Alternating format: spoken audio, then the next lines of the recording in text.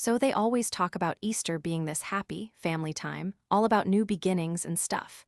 But for me, Easter's always felt like being on trial, and the jury's already decided I'm guilty as sin, even though I didn't do anything wrong. I'm Daniel, by the way, 32 years old. And to my family, I'm the bad guy. Not because I actually did anything bad, but because I finally stopped letting them run my life. It started small. My Aunt Carol, she's the queen bee of the family, would always give me these backhanded compliments. Like, "Oh, Daniel, you're so creative. Too bad you can't make a living at it." Or, "You're such a dreamer. Reminds me of your dad before he took off." Every year, she throws this huge Easter brunch at her house. It's ridiculously over-the-top decorated, Tacky flowers everywhere and a million deviled eggs. The whole family shows up, like moths to a flame. Cousins, uncles, people I only see at funerals or holiday dinners. Those holidays are rough. Honestly, I almost bilayed this year. I was standing there that morning, invitation in hand, thinking a hike sounded way better. But then I thought about my cousin Emily. She's the only one who ever treated me like a person, really. We used to sneak jelly beans into the attic when we were kids and play cards while the grown-ups gossiped downstairs. So I figured I'd go for her, hoping maybe, just maybe, things would be different this time. I showed up 10 minutes late on purpose just to give myself some space. Aunt Carol, with that thin-lipped smile she always wears, met me at the door like I was some kind of inconvenience. "Daniel," she said, giving me a little air kiss. "Didn't think you'd actually show up. Figured you'd be tied up with one of your projects." "Good to see you too, Carol," I said back, brushing off her not-so-subtle dig. The dining room, total Instagram overload. Everything was pastels, with bunny-shaped napkin rings and those creepy marshmallow chicks that seemed to stare right through you. I zeroed in on Emily by the window and went straight for her. She gave me a real hug, a tight, comforting one, and whispered, "Get ready. They're on another level today." About halfway through the meal, I understood what she meant.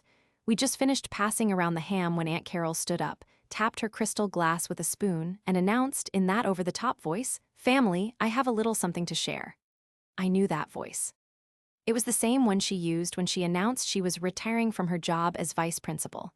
Even though everyone knew the school board had pushed her out, the room went silent, with some giggles from the younger cousins who thought they were about to get a good laugh. "We took a vote," she said, pausing for dramatic effect. "And you're out of the will, Daniel." Laughter. Not from everyone, but enough to make my neck burn. I looked around. Uncle Greg was grinning into his mimosa. Jake tried to cover his snort with a napkin, but it was too late. Even my mom gave that fake laugh, the one like, "Don't you dare cause trouble." I glanced at Emily. Her smile was totally gone. She looked like she wanted to launch her water glass. That familiar wave of feelings hit me. Embarrassment, frustration, and that empty feeling in your chest when you realize you're just a joke. But this time, I didn't back down. I didn't pretend it was fine. I didn't look away. I just reached into my purse, pulled out a big white envelope, and said, real quiet, "Good thing I came prepared." The laughter just stopped. I didn't yell, I didn't stand up, I just pushed the envelope across the table to Emily. She looked at me, her eyes wide and confused. She opened it slowly, her hands shaking a little as she read. I watched her face change right there.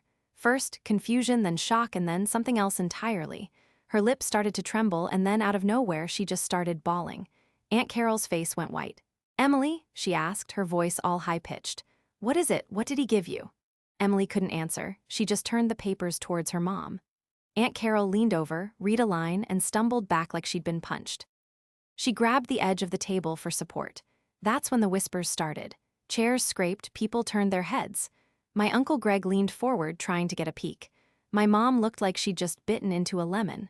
Jake's fork just clattered onto his plate, and I just stayed put, cool as a cucumber, watching the look on his face crumble. I didn't even have to open my mouth, not yet anyway. I let the silence hang in the air. Then Aunt Carol finally looked at me, really saw me, and she just breathed out, "You didn't." I gave her a little smile, the same fake one she'd give me at Easter, all stiff and fake nice. And I just said, "Oh, but I did." Her hand flew up to her chest, like she was checking for her pearls, except she wasn't wearing any. Her perfectly manicured nails were tapping against the collar of her flowery shirt, like she was trying to hold herself together. Her face, which always looked so perfect, was totally pale, and for once in my life, Aunt Carol was speechless. Emily peeked up at me, her mascara starting to smudge. "Is this actually happening?" she whispered. I just nodded. every single word. That's when the whole room started to feel off.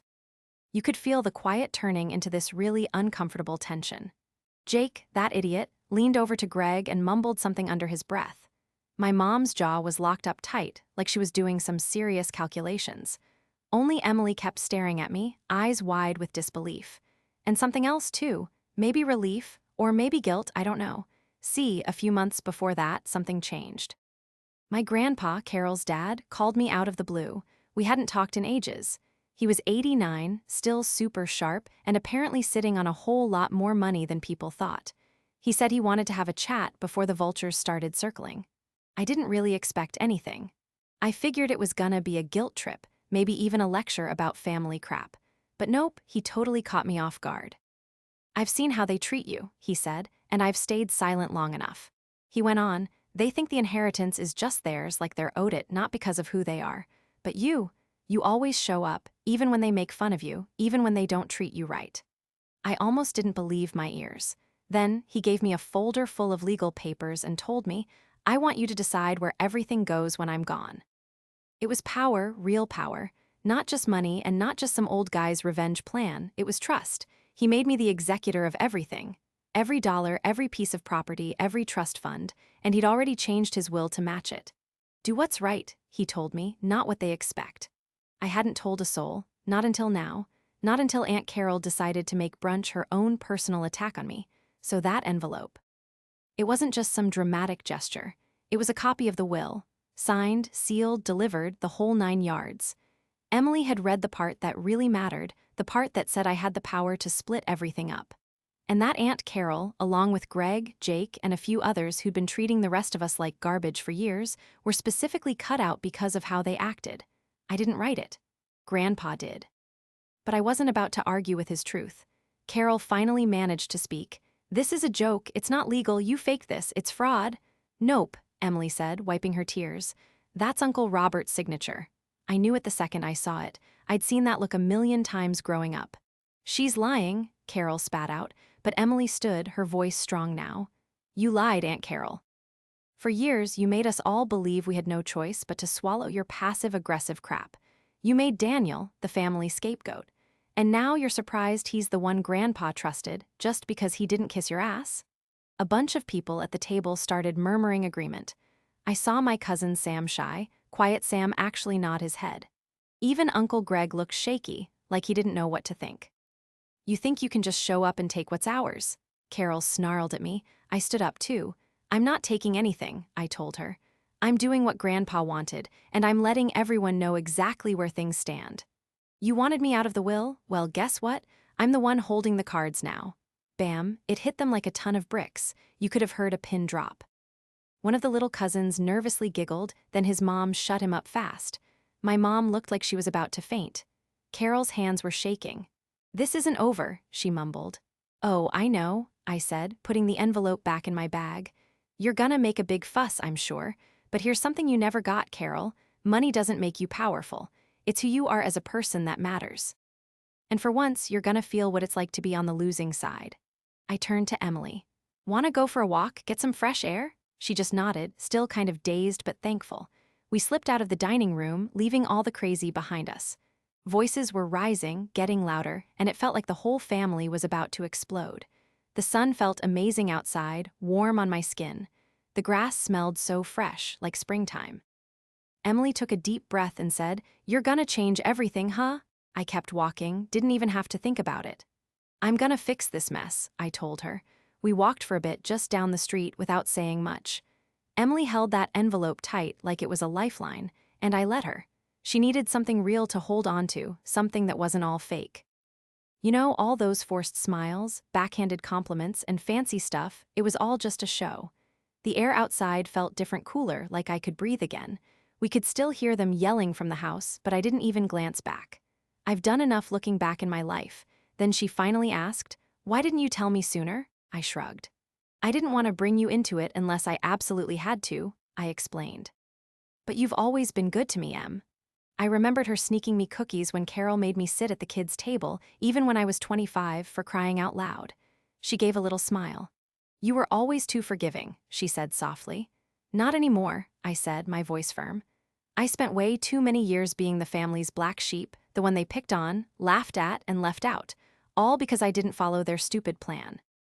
They never saw the late nights I worked, the little jobs I took, the small victories that finally added up to something big.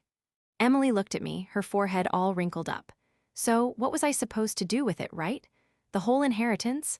That was the million-dollar question, wasn't it?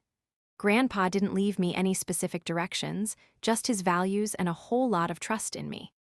I'd been mulling it over every single day since he gave me those papers, and finally, I knew what to do. I'm going to divvy it up, but not just evenly, I stated firmly. The people who treated others with decency will get something good. The ones who didn't, they'll get exactly what they gave. Emily let out a big sigh, like a huge burden had just vanished. They're gonna hate you, she said. They already do, I responded. At least now they have a concrete reason. We found a small bench outside the park, that little haven we used to play in as kids. The wood groaned as we sat down, and for a second, it felt like we were 10 years old again, snickering behind the bushes, trying to hide from Carol's loud, bossy voice, yelling at us to come inside and pose for pictures. Emily reached over and touched my arm. I'm so glad it went to you. Grandpa always thought you were the only one in this family who actually understood people. I looked at her for a moment. Do you think they'll come after me? Oh, they're already plotting, she said, laughing a little bit. I bet it'll be an hour before Aunt Carol's lawyer is on the phone. I pulled out my phone, flipped through my contacts, and showed her a name and number at the top. Eli Goodman, the estate lawyer. Emily's eyes widened. You've already had everything officially signed, sealed, and delivered. Grandpa made sure of it. The minute that will was finalized, I knew they'd come crawling back, trying to worm their way in. Emily let out a low whistle. You're way ahead of them. Had to be, I replied. They've been pulling this crap for years. I just finally figured out how they play. Right then my phone vibrated. It was a text from my mom. Mom, can we talk? Please call me when you're by yourself. My heart sank, but I wasn't torn anymore. I just stared at the message and left it unanswered. We should probably head back in, Emily said, not sounding too happy about it. They're gonna want an explanation. Let 'em stew for a bit, I said, getting to my feet. They hate not knowing what's going on. Let's give them a taste of their own medicine. We walked back slowly. The house looked like a disaster waiting to happen. Half the family had already taken off. Greg's car was gone, and so was Jake's. I saw Carol through the living room window, pacing and talking a mile a minute on her phone. She sounded furious, even from outside. Emily looked at me. You really sure about this? I gave her a small smile. Nope, but that's never stopped me. Just as we got back to the porch, the front door flew open. It was my mom. She looked exhausted. Not like she'd been working hard, but like she was just worn down, like all those years of keeping up appearances had finally broken her. Daniel, she said, her voice heavy, we have to talk. I looked at her, really looked at her. For the first time, she wasn't trying to smooth things over. No fake smiles, no pretending everything was fine. She looked like she'd finally figured out that quiet wasn't the same thing as peace. I just nodded. Okay, I said, but I'm talking first this time. She moved over, letting me in. I walked down that hallway, past all those family photos where I was barely even in them, and into the dining room. It was empty and cold now, totally different. Aunt Carol was still on the phone, but she stopped dead when she saw me. Her mouth just dropped open, and for the first time ever, she looked scared. I sat at the head of the table, my seat now. Emily sat down next to me, and the whole room felt like it was holding its breath. What I was about to say was gonna change everything. I took a second to really look around. Really see it all. The chipped paint at the bottom of the walls, that crooked painting Lily did that Aunt Carol swore was some original masterpiece, the fancy chandelier that never really lit up the whole room. This wasn't just a house with stuff in it. It was a stage, and they'd been playing their parts for years. The golden child, the grumpy old mom, the invisible cousin and me, the one who always messed up. But now the script was different, and they didn't have a single line ready. Aunt Carol just stood there by the window, phone still in her hand, her jaw getting tighter and tighter as I leaned in and finally spoke. I'm not here to ask for a place at your table anymore, I said. I'm here to clean it up. My mom stepped closer, all soft and shaky. Daniel, we didn't know, she said. No, Mom, I cut her off. You knew all right. But you just didn't care enough to do anything about it. Every single Easter, every birthday, every family get-together, you all watch them put me down, ignore me completely, and just to dismiss me. And you let it happen because keeping the peace was easier than sticking up for your son.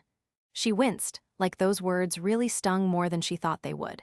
But I wasn't trying to hurt her, you know? I had to say it, someone had to. This whole thing, I never wanted any of it. I didn't ask Grandpa to put me in charge. I didn't come here to rub it in your faces. But when he looked at this family and thought about who really deserved to decide what happened next, he didn't pick the ones who put on the biggest smiles or threw the fanciest brunches. Aunt Carol finally came out of her shock. You can't just do this. You think you can just cut us out?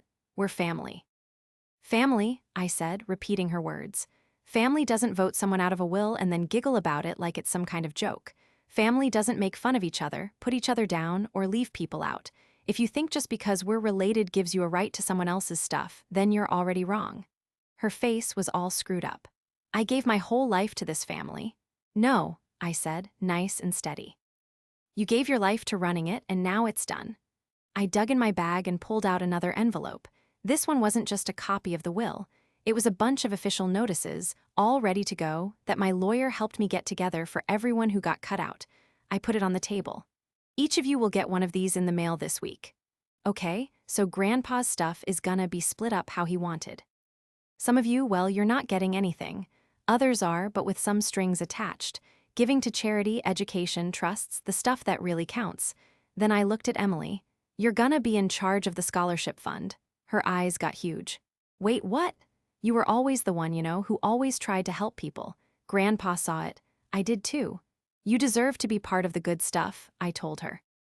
She blinked real fast, and I saw tears welling up again, but this time they were from something else. Respect, thankfulness, maybe even hope. You can't do this, Aunt Carol snarled, taking a step forward. This is my house. Not anymore, I said, standing up. Grandpa signed it over 3 weeks before he died. He wanted me to do something good with it. Maybe open a community center. Maybe sell it and put the money in the trust. Either way, you're gonna need to find a new place to do Easter brunch. Carol's hands were shaking now. You ungrateful, my mom finally spoke, soft but firm. Carol, stop. Carol just froze. My mom walked toward me, slow and steady, and did something she hadn't done since I was a teenager. She stood beside me. I should have stood up for him a long time ago, she said, but I won't be quiet anymore. Daniel's right. You can't build a family on fear and manipulation. Carol just stared at her like she'd been slapped. You're taking his side? No, my mom said. I'm finally picking a side. I could have cried, but I didn't. I just gave a little nod, understanding everything right then. The rest of brunch just fell apart real quick. The ones on Carol's side, they just scattered, some quiet, others throwing out little barbs that didn't even sting. Some of my cousins, like Sam and Emily, they stayed. We ended up in the living room, munching on leftover carrot cake, chatting about what we could do next. Not how to get even, not about bossing anyone around, just brainstorming ways things could be better. A few weeks later, I sold the house, and I took half the money and started the Robert Ellis Foundation, named after my grandpa. It gives scholarships to the first people in their families to go to college and hands out small business grants to people who don't fit the usual picture. Emily runs it with me now. Carol tried to fight the will naturally, but everything was totally solid. Her lawyer eventually stopped calling her back. And as for my mom, she comes around a lot now. We're not perfect, but we're trying. Sometimes getting better is about tough talks over weak coffee, but at least it's real. This year, Easter was different. We had it in a hall we rented, surrounded by laughter that didn't come with that feeling of being judged. Everyone brought their own food, and no one even thought about tapping a glass to give a speech about who was most important. I was at the head of the table again, but not because I made them, because they wanted me there. And for the first time ever, I didn't feel like the odd one out. I felt like part of the family.